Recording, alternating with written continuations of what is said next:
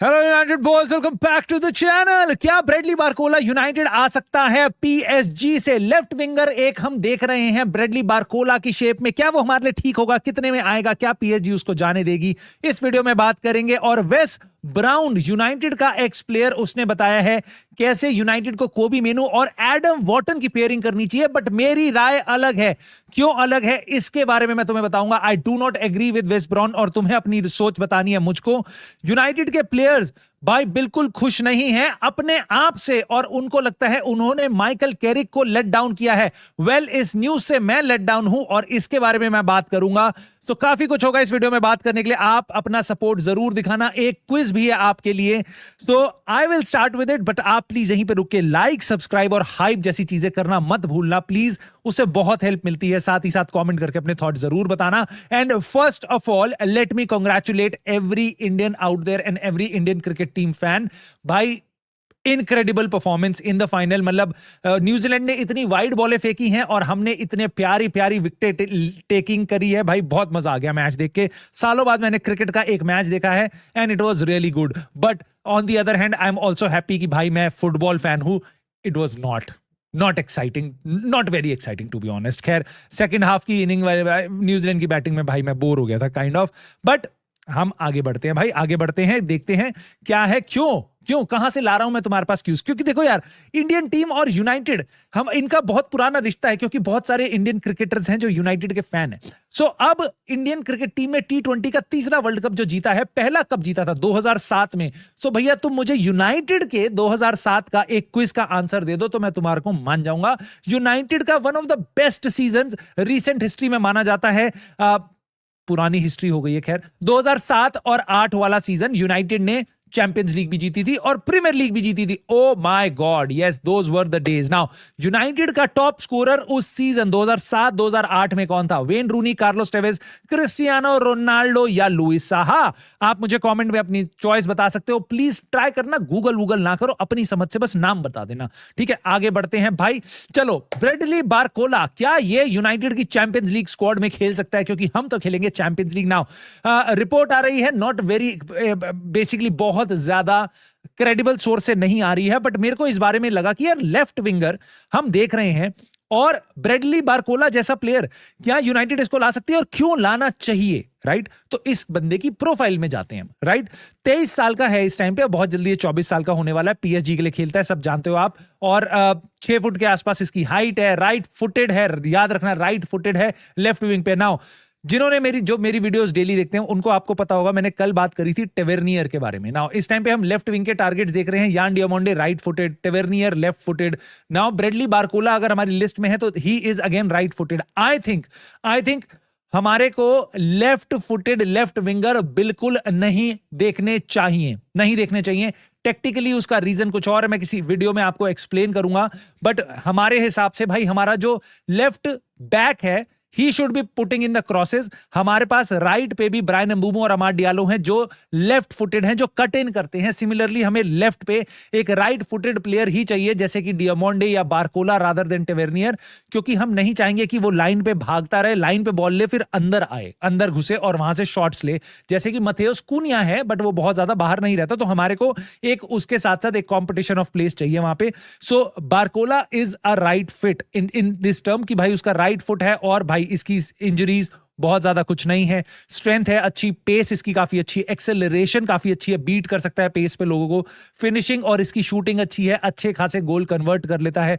Dribbling बढ़िया है, 1-on-1 situation में बढ़िया है, बीट कर देता है। और वर्सिटैलिटी है, बेसिकली आप फ्रंट लाइन में इसको कहीं पे भी खिला लोगे। और कुछ गेम्स में ये एज अ स्ट्राइकर भी खेला हुआ है कुछ टाइम पे। और वर्क रेट भी ठीक है, इंटेंसिटी भी ठीक है, बट कुछ वीकनेस इसके साथ आता है हर प्लेयर। राइट, इसकी वीकनेसेस क्या है? ये बहुत ज्यादा क्रॉसिंग नहीं देगा, मैं बिल्कुल समझ सकता हूं। अगेन सेम पॉइंट, डिटेल में मैं किसी और वीडियो में बात करूंगा। हमारे को शायद जो हमारा राइट विंगर है, हमारा लेफ्ट विंगर है, उनसे बहुत ज्यादा क्रॉसेस की डिमांड नहीं है। इसलिए आप देखते हो हम इस टाइम पे बहुत ज्यादा क्रॉसेस नहीं डालते हैं, भले ही बीच में सेस्को हो। सो क्रॉसिंग अगर हम कल को डालना चाहें तो ये प्लेयर बहुत हाईली रेटेड नहीं है क्रॉसिंग के लिए। अपनी फिजिकलिटी एक चैलेंज हो सकता है इस प्लेयर का, वापस एक वहां पे खेल रहा है पीएसजी में, फ्रेंच लीग में, जहां पे लिटरली, ठीक है आप समझ रहे हो, मैं बेइज्जती नहीं करना चाहता। खैर, ईपीएल में आके बहुत अलग चीज है भाई फिजिकलिटी, तो ये एक डाउट रहेगा। एक चीज, तीसरा डाउट मेरे को रहेगा भाई डिफेंसिव डिसिप्लिन, ये इसका कितना है। पीएसजी में शायद इसको बहुत ज्यादा जरूरत करनी भी नहीं पड़ती, ठीक है, बट यूनाइटेड में आके करनी पड़ेगी भाई। ईपीएल की टीमों में पीएसजी को भी पानी पिला देगी भाई, ये टीमें ऐसी है, बोर्नमथ वगैरह ना, हर वीकेंड आप खेलोगे तो हालत खराब हो जाएगी। तो आपको डिफेंसिव डिसिप्लिन चाहिए। आई एम नॉट श्योर इसका कैसा है। I would consider it not as a strong strength of Barcola. ले देखे भाई इसकी कॉन्ट्रैक्ट सिचुएशन 2028 तक है, 2 साल अभी और पड़े हुए हैं। पीएसजी ने इसको ऑलमोस्ट 50 मिलियन यूरोज में खरीदा था, एड ऑन्स वगैरह मिला के, और 2023 में खरीदा था, जिसको लेते लेते 3 साल हो चुके हैं अब। मेरे को लगता है ये अगर आप लेने जाओगे तो पहली बात तो पीएसजी बहुत इजीली इसको जाने नहीं देगी, और अगर वो जाने देती है तो 60-70 मिलियन यूरोज यानी कि 55-60 मिलियन पाउंड के आसपास ये प्लेयर आपको पड़ेगा, which is not bad considering कि भाई ये 23-24 साल का प्लेयर है। हमने अभी 25-26 साल के प्लेयर्स के लिए 60-70 मिलियन दिए हैं। So I think this is not going to be a bad deal, और पीएसजी जैसी टीम का एक विंगर आपकी टीम में आएगा तो this is going to be a great deal. अगर यूनाइटेड इस रास्ते जाती है, अगर हम पीएसजी के साथ ये डील कर पाते हैं, और to be honest with you, Barcola has proven himself over couple of seasons, right. मेरे पास यान डियामोंडे जो हमारा इस टाइम पे प्राइमरी टारगेट है, उसके साथ मेरा एक कंसर्न है, वो एक ही सीजन वंडर है अभी तक। मे बी उसके सारे सीजन पोटेंशियली वो बहुत बढ़िया हो, फिजिकलिटी वाइज इससे बहुत बढ़िया प्लेयर हो, आई डोंट नो, राइट। एक कंसर्न जरूर है, उसका एक ही सीजन है, इसके 2-3-4 सीजन हो चुके हैं बारकोला के। So let us C United किस जगह जाती है। वेस्ट ब्राउन की बात पे बस ना जाए। वेस्ट ब्राउन ने बोला है एडम वॉटन और कोबी मेनू को साथ साथ पेयर करना चाहिए यूनाइटेड को, और मैं तुम्हें बता रहा हूं, जिस दिन तुमने ये कर दिया ना, जिस दिन तुम्हें कर दिया, ठीक है, कुत्ते की मौत मरेगी यूनाइटेड की मिडफील्ड। एडम वॉटन और कोबी मेनू, अगर ये दोनों बंदे एक साथ खेल लिए ना भाई, तुम बॉल या तो तुम्हारा सेस्को, ब्रूनो फर्नांडेज या नंबर 10 और जो तुम समझ रहे हो, या विंगर जी छीन सकते हैं, या फिर सीधा आ जाएगी बात डीलिट पे और लीचा पे, हैरी मैगुआयर पे।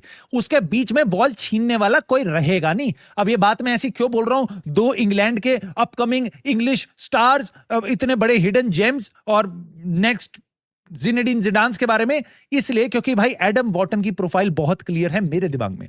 22 साल का प्लेयर है, क्रिस्टल पैलेस के लिए खेलता है, इंग्लिश प्रीमियर लीग में 2 सीजन आराम से बिता चुका है टॉप लेवल पे। सो प्लेयर पे कंसिस्टेंसी वाला मेरे को कोई इशू नहीं दिखाई देता। He is not a 1 season wonder. 6 foot के आसपास हाइट है, फिजिकली लंबा है और एरिया कवर कर लेता है, लेफ्ट फुटेड है, डिफेंसिव मिडफील्डर के रोल में खेलता है, बट एक्चुअल में मेरी नजरों में डिफेंसिव मिडफील्डर नहीं है। क्रिस्टल पैलेस की 2 मैन मिडफील्ड में खेलता है, so you can say he is more of a 8 rather than a defensive midfielder, pure यानी कि नंबर 6 वाले रोल में। नाउ इसकी भी इंजरीज वगैरह बहुत ज्यादा नहीं है, ग्रोइन इशू हुए थे इसको 2 साल पहले, बट उसके बाद ज्यादा कुछ नहीं है। बट इसकी स्ट्रेंथ क्या है, ये पासिंग बहुत अच्छी करता है, थ्रू बॉल्स काफी अच्छी मारता है, बहुत प्यारी मारता है, प्रोग्रेशन है, बॉल के साथ आगे बढ़ सकता है, कंपोजर है, बॉल को रख सकता है अपने पास, रिसीव कर सकता है, लॉन्ग बॉल्स डाल के बॉल स्विच कर सकता है हमारे विंगर्स के लिए, डीप से बॉल रिसीव करके भी, और भाई सेट पीसेस वगैरह में भी हेल्पफुल है प्लेयर। बट वीकनेस इसके साथ आता है हर प्लेयर। इसकी क्या वीकनेस है, जिसके कारण मेरे को लगता है कोबी मेनू और इसकी दोनों की एक ही वीकनेस हो जाएगी, इसलिए मैं मना कर रहा हूं। ये डिफेंसिव एग्रेशन बिल्कुल नहीं है इस बंदे में, ये he is not a possession winner. जैसे फॉर एग्जांपल मैनुअल उगारते में 50 कमियां होंगी भाई, मैनुअल उगारते पागलों की तरह पोजेशन विन करता है, he goes hard on tackle, he loves to tackle and win the ball, right? ये लैक करता है आपका एडम वॉटन की सिचुएशन में। जून 2029 तक इसका कॉन्ट्रैक्ट है, बट आइडिया ये है कि इस सीजन क्रिस्टल पैलेस इसको जाने देगी। उम्मीद ये है 70 मिलियन के आसपास ये काफी होना चाहिए, बट लेट अस सी कितना ज्यादा भाव खाती है यहां पे क्रिस्टल पैलेस। ये प्लेयर पिछले सीजन भी जा सकता था, बट ये सुनने में आया है कि इसको रखा गया है ये बोल के कि अगले सीजन हम तेरे को जाने देंगे। सो लेट अस सी आगे क्या होता है। बट मैं क्यों मना कर रहा हूं आपको, मैं आपको कुछ स्टैट्स के साथ दिखा देता हूं, यहां पे डेटा के साथ दिखा देता हूं। ये मैंने डेटा एमबी में दोनों प्लेयर्स को कंपेयर किया, कोबी मेनू जो हमारा प्लेयर है इस सीजन की उसकी परफॉर्मेंस, और एडम वॉटन जो क्रिस्टल पैलेस का प्लेयर है इस सीजन की परफॉर्मेंस। नाउ देखो, अगर मैं चाहूंगा ना मेरे 2 मैन मिडफील्ड में जो खेलेंगे, मतलब Bruno Fernandes is a CAM, उसके बाद जो नंबर 6 और नंबर 8 जो 2 प्लेयर खेले ना, वो काइंड ऑफ एक दूसरे को कॉम्प्लीमेंट करे, राइट? देखो कुछ चीजों में कॉम्प्लीमेंट हो सकता है। देखो जैसे इनके की पासेस दोनों के डिसेंट है, ठीक है। उसके बाद जो सबसे नीचे आप एक चीज देख रहे हो, पोजेशन वॉन, ठीक है, उसमें Adam Wharton is at 68 percentile, यानी he is average in possession winning, right? Not tremendous. Kobbie Mainoo is poor in possession winning. Kobbie Mainoo की अपनी स्ट्रेंथ है, कोबी मेनू फॉरवर्ड पासिंग परसेंटेज उसकी ज्यादा है, और बेसिकली बॉल विनिंग में और यहां पे पोजेशन विन करने में कोबी मेनू उसकी स्ट्रेंथ नहीं है। तो मैं चाहूंगा मेरे उसके साथ प्लेयर ऐसा हो जो हमारी मिडफील्ड में पोजेशन विन कर पाए बहुत ज्यादा, क्योंकि ब्रूनो फर्नांडिस काफी अप टॉप होगा। तो मिडफील्ड में आपको कोबी मेनू के साथ लिटरली ऐसा प्लेयर चाहिए जो 95 परसेंटाइल से ऊपर हो, जो मतलब बहुत ही मतलब one of the best ball possession winner हो। सो एडम वॉर्टन को अगर आपने डाल दिया वहां पे जो एवरेज है, तो आई थिंक आपकी मिडफील्ड किल हो जाएगी। आप बिल्कुल बॉल बढ़ा तो पाओगे, पासिंग कर तो पाओगे, कंट्रोल भी ले लोगे आप मिडफील्ड में, लेकिन जब सामने वाली टीम आएगी ना तो आपकी एकदम भाई धोती खोल देगी, क्योंकि आप पोजीशन विन ही नहीं कर पाओगे। कोई भी आप बस देखते रह जाओगे, बस प्लेयर भागे जा रहे हैं साथ में, कोई टैकल मारने को रेडी हो नहीं रहा है यहां पे, तो बॉल पोजीशन विन कर नहीं पा रहा। ठीक है, सो अब मैं आपको ये बता देता हूं, यूनाइटेड की मिडफील्ड आज की डेट में भी आपको ऐसा लगता है पोरस है कि भाई न्यूकासल एकदम काटते हुए निकाल गई, इनको उल्लू बनाते हुए निकाल गई 9-10 मैन के साथ भी, तब जब हमारे साथ कैज़मीरो था, उगारते था ना। ये मैंने एडम वॉर्टन को हटा के कोबी मेनू के साथ कैज़मीरो को रखा है इस ही सीजन की performance, and look at this possession won by Casemiro, he is at 99.6 percentile. समझ रहे हो तुम इसका मतलब क्या, कि मतलब he is one of the best in winning possession. So अगर कोबी मेनू की कोई कमी है तो उसके साथ एक ऐसा मिडफील्डर होना चाहिए जो वो वन ऑफ द बेस्ट हो उस चीज में। सो पोजेशन विनिंग में वो बहुत ही इनक्रेडिबली है। सो इसलिए भी आपको पेयरिंग इन दोनों की डिसेंट लगती है, क्योंकि कोबी मेनू और कैज़मीरो दोनों को, जो कैज़मीरो की कमियां हैं वो कोबी मेनू पूरी करता है, और कोबी मेनू की पूरी कमियां कैज़मीरो पूरी करता है। सो यहां पे जैसे पोजेशन वॉन जैसा जिस पे हम बहुत ज्यादा फोकस कर रहे हैं इस टाइम पे, Casemiro is one of the best. Similarly Ugarte के गेम में बहुत सी कमियां हो सकती हैं, बट पोजेशन वॉन में he is as close to Casemiro, he is, I would say he is better, right. But यहां पे वो कह रहे हैं कि पोजेशन वॉन में जबकि वो खेला इतने कम मिनट में, तब भी भाई उसकी परसेंटाइल देखो कितनी सही है।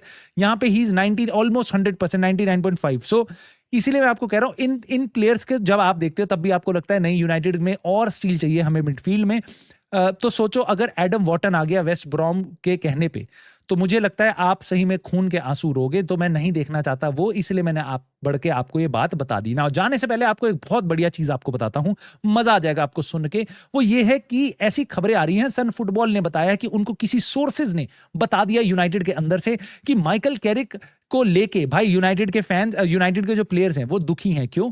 माइकल कैरिक से नहीं, अपने आप से, कि यार हमने मैनेजर को लेट डाउन किया है। देखो मैनेजर तो इतनी मेहनत कर रहा है, हम अपना गेम परफॉर्म अच्छा नहीं कर पा रहे हैं। और क्या रीजन उनको लग रहे हैं कि बहुत बहुत ज्यादा दिनों बाद गेम्स हो रहे हैं ना, तो इसलिए हम स्टार्ट अच्छी नहीं कर पाते हैं। तो थैंक यू सो मच, ये सुन के बड़ा अच्छा लगा। अगर ये बात ट्रू है, अगर ये एक्चुअल में हमारे प्लेयर्स ऐसा फील करते हैं, तो मेरे को बड़ी तसल्ली है कि कम से कम मेरी जो समझ थी गेम्स को देख के कि यूनाइटेड अच्छी स्टार्ट नहीं कर रही है, प्लेयर्स को भी ऐसा दिखाई देता है। हालांकि मुझे नहीं लगता कि यह बात ट्रू है। यूनाइटेड के प्लेयर्स बहुत ज्यादा इस टाइम पे पागल हो रहे होंगे, नहीं यार कि माइकल कैरिक ने इतनी मेहनत करी है, हमने उसको लेट डाउन किया। नहीं नहीं नहीं नहीं नहीं, नहीं।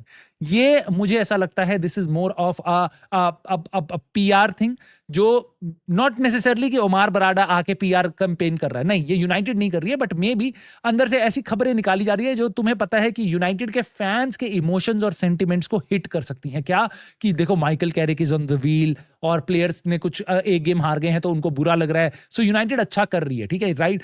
मेरे को नहीं लगता यूनाइटेड के प्लेयर्स को बहुत ज्यादा इस टाइम पे घंटा फर्क पड़ रहा होगा। जब वो पिछले सीजन 15वें नंबर पे थे, इस सीजन वो तीसरे नंबर पे हैं।